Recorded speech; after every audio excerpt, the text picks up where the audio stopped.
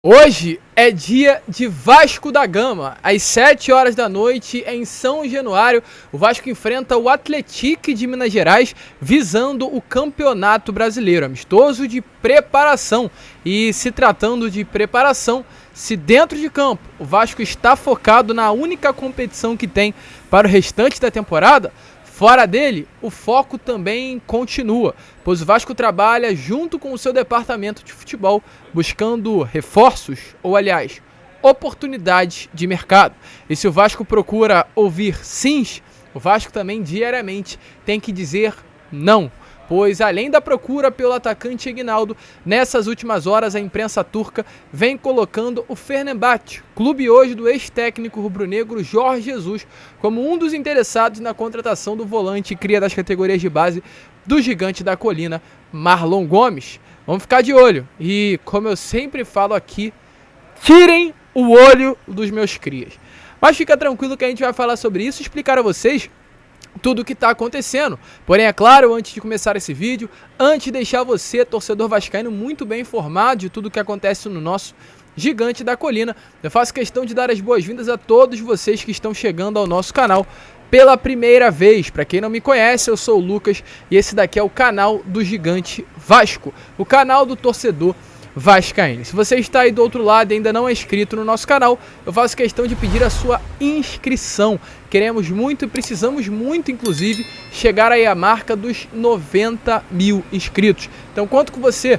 Se inscreva, larga o dedo também no like, no joinha, no gostei, como você preferir chamar, para ajudar a divulgação desse vídeo. Aqui embaixo ative o seu sininho de notificação e também deixe nos comentários. Você é a favor da venda do Marlon Gomes, da venda do Aguinaldo, da venda de ativos do Vasco?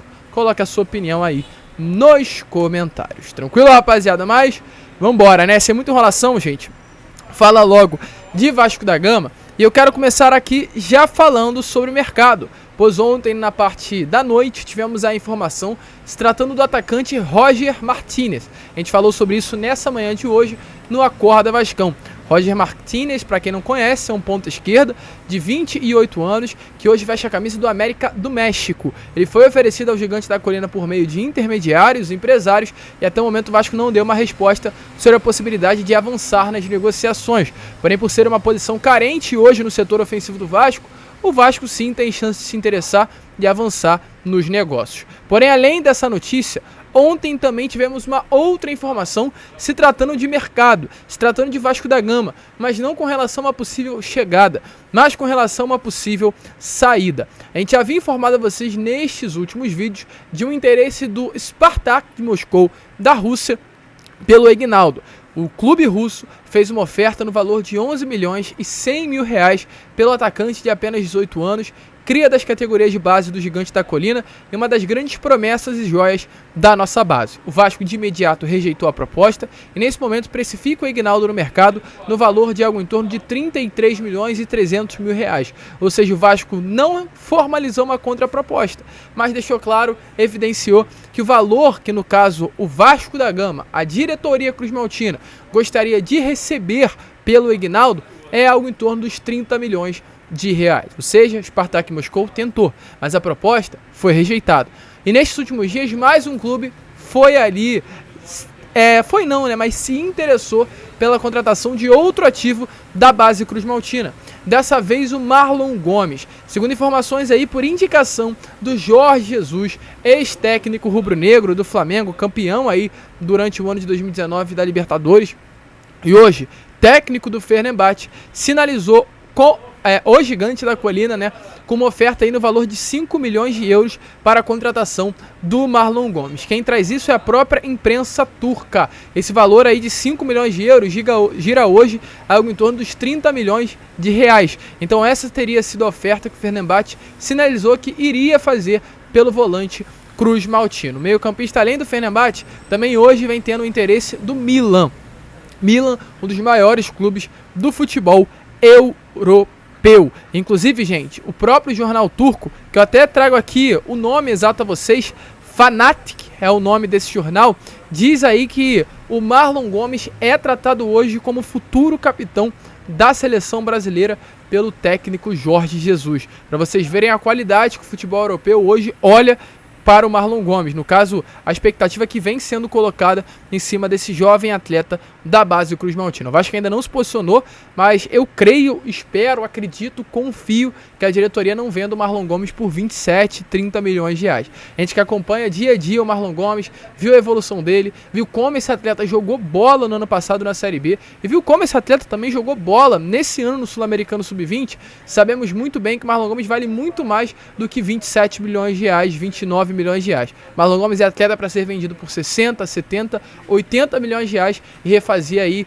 completamente esses cofres do Vasco da Gama, colocar grana dentro do clube de regatas Vasco da Gama e de fato fazer com que uma venda valha a pena, algo que infelizmente não acontece no nosso clube há anos, mas assim como o Ignaldo, um nome que o mercado europeu está em cima, está olhando de fato de uma maneira bastante cautelosa. Deixe a sua opinião nos comentários se você é a favor da venda dos ativos, né, da base do Cruz Maltini. Já que estamos falando aqui sobre Marlon Gomes, hoje na parte da tarde foi divulgada a lista de convocação da seleção brasileira Sub-20. O técnico Ramon Menezes, que é o técnico aí da seleção brasileira Sub-20, convocou a seleção para 2 amistosos antes do Mundial que irá acontecer muito provavelmente na Argentina. Esses amistosos serão contra o Uzbequistão ou Senegal e contra também a República Dominicana. E segundo a lista aí divulgada pela CBF, nomes como Marlon Gomes e Andrei Santos, os 2 nomes aí do Vasco da Gama, foram convocados. Esses amistosos aí não estavam dentro daquilo que realmente era o planejado pelo Vasco da Gama no calendário, mas o Vasco terá esses 2 desfalques, essas 2 ausências.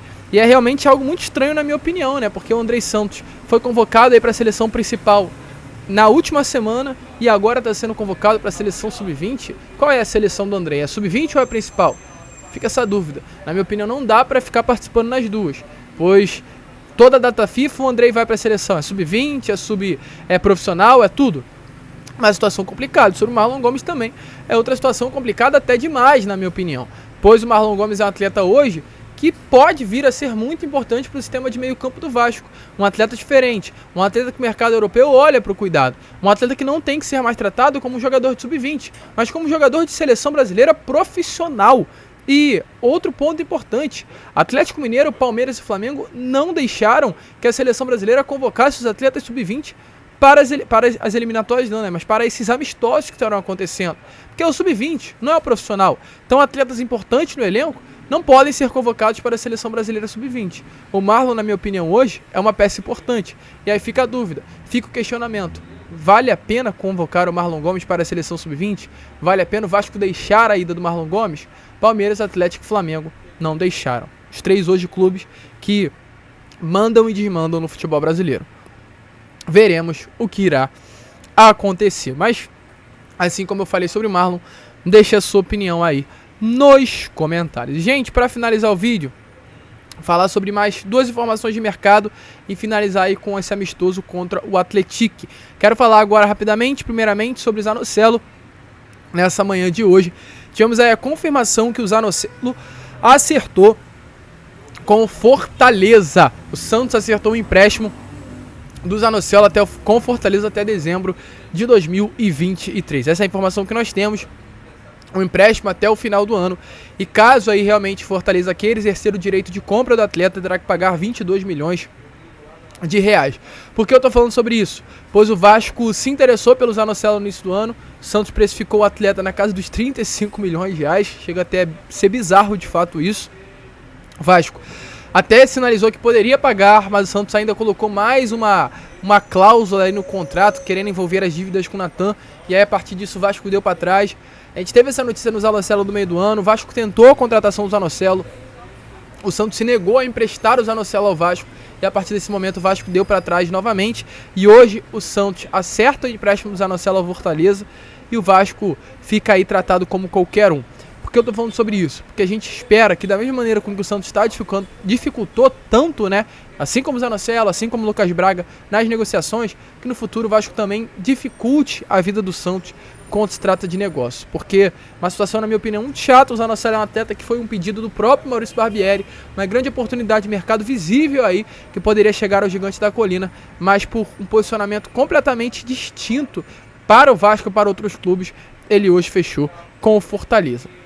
E já que estamos falando sobre volante, hoje também, gente, tivemos uma informação muito interessante de passar a vocês sobre o posicionamento do Vasco no mercado de futebol. Se trata do volante Thiago Santos. O Thiago Santos, volante que pertence ao Grêmio, está aí quase fechando com o Fluminense. O próprio Fernando Diniz teria ligado para o Thiago Santos e pedindo a contratação do jogador. Porém, o que acontece? Ele foi cogitado no Vasco, do Abel Braga. O Abel Braga hoje, né, coordenador técnico aí do Gigante da Colina, chegou aí a pedir, no caso, a contratação do Thiago Santos, porém o técnico do Vasco da Gama, Maurício Barbieri, vetou a transferência do jogador. Não quis contar com o Thiago Santos no elenco e exatamente por esse motivo, esse primeiro volante que o Vasco tanto tem a carência no elenco, não chegará ao Gigante da Colina, mas sim muito provavelmente ao rival Fluminense. Então, o Abel queria, mas o Maurício Barbieri vetou e o Thiago Santos não vem vestir a camisa Cruz Maltini. Gente, para finalizar o vídeo rapidinho aqui, só falar sobre Vasco e Atlético, porque como a gente já deixou bem claro, né, hoje às 7 horas da noite teremos Vasco da Gama e Atlético em São Januário, jogo fechado para público, jogo de preparação para o Campeonato Brasileiro que irá começar no próximo mês de abril, que começa já amanhã, sábado, não brasileiro, mas o mês de abril. E a gente já informou vocês no Acorda Vascão, mas faço questão de passar novamente a possibilidade de 3 mudanças na equipe. A entrada do Luca Orediano no lugar do Gabriel Peck, por uma lesão que o Gabriel Peck teve durante essa semana e ausências no treino. A presença também, muito provavelmente, do Miranda no lugar do Manuel Capasso, por uma outra lesão que o próprio Capasso também teve durante essa semana e acabou sendo ausente nos treinos. E a presença do Paulo Henrique na lateral direita no lugar do Pumita, que esteve convocado à seleção do Uruguai e chegou apenas ontem no Rio de Janeiro. Então tudo isso pode sim fazer com que haja essas 3 mudanças no sistema do Vasco da Gama, né? No time aí titular, nos 11 iniciais da equipe do técnico Maurício Barbieri. Tranquilo, rapaziada? A gente vai ficar por aqui. Esse foi o Fala Gigante, né? O segundo vídeo apenas dessa sexta-feira. E a gente volta ainda hoje para trazer informações do Cruz Maltino. E caso não, amanhã às 7 horas estaremos aqui trazendo muitas informações do Vasco a vocês. Vamos que vamos, fiquem com Deus. E como eu sempre falo aqui no canal, saudações vascaínas.